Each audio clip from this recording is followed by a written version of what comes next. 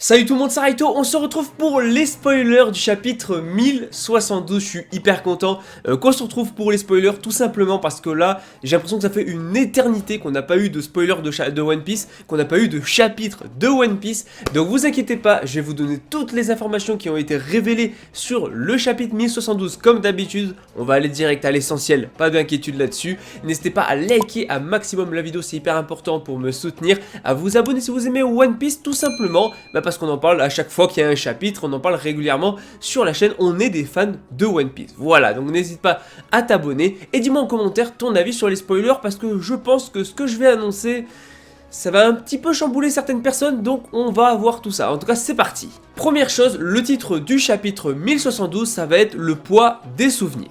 Deuxième chose, c'est la page de couverture, on va avoir Queen, Judge ainsi que César qui vont être en train de construire une arme, ou en tout cas qui vont fabriquer des armes. Alors première grosse information, donc ça va être un flashback où on va avoir Vegapunk qui va nous révéler des choses vis-à-vis de Kuma, parce que oui, il nous doit quelques explications. En gros, le pouvoir de Kuma permet de transformer des choses non physiques en des choses physiques. Un peu comme il a pu le faire avec la douleur de Luffy, la douleur de Zoro, un petit peu justement comme il l'avait fait lors de l'arc Thriller Bark. Donc ça, ok, donc déjà c'est une première chose, une première information. Maintenant c'est assez intéressant parce que si on élargit le concept, ça veut dire que du coup, voilà, là il a transformé la douleur en quelque chose de physique, donc il y a plein d'autres choses qu'il doit pouvoir transformer et ça c'est intéressant. Autre information, Kaku va enfin s'éveiller. Oui, on a l'éveil de Kaku contre Zoro.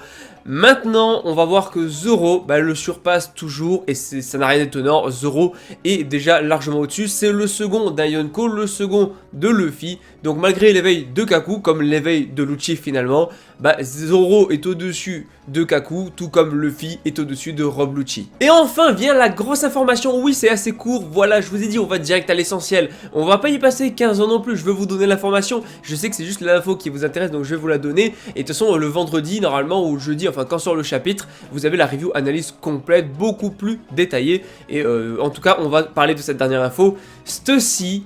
On a une grosse info sur elle, tout simplement parce qu'on apprend que en fait Stussy est un clone d'un ancien membre des Rocks. Oui, on parle de l'équipage de Xebex, là on parle d'un équipage avec Big Mom, Barbe Blanche, avec Kaido, et surtout on apprend que l'ancien membre des Rocks en question, dont justement est cloné Stussy, c'est Bakin, à savoir la mère de Weeble. Est-ce qu'on se rapprocherait de la vérité vis-à-vis de Weeble? Serait-il réellement le fils de Barbe Blanche? Parce que oui, on rappelle que Barbe Blanche était dans l'équipage des Rocks, que Bakin, on apprend qu'elle était aussi dans l'équipage des Rocks, et effectivement, on peut se dire que du coup, voilà, il s'est passé certaines choses entre eux, et ils ont donné naissance à Weeble. Bon, maintenant on peut se poser plusieurs questions. Déjà, qui a cloné Bakin en Stussy? Voilà, Stussy qui est sûrement une Bakin quand elle était plus jeune je présume. Et donc du coup qui est à l'origine de ça? Peut-être justement Vegapunk, puisque on se rappelle que Stussy est déjà venu plusieurs fois sur l'île de Egghead.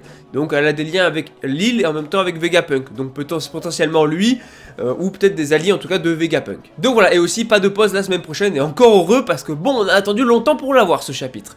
En tout cas c'est tout pour les informations, c'est du très croustillant, on va pas se mentir, c'est du très croustillant. Dès qu'il y aura plus d'informations, de nouveaux spoilers ou un résumé complet, je vous ferai une vidéo et pareil la review analyse dès que le chapitre sortira.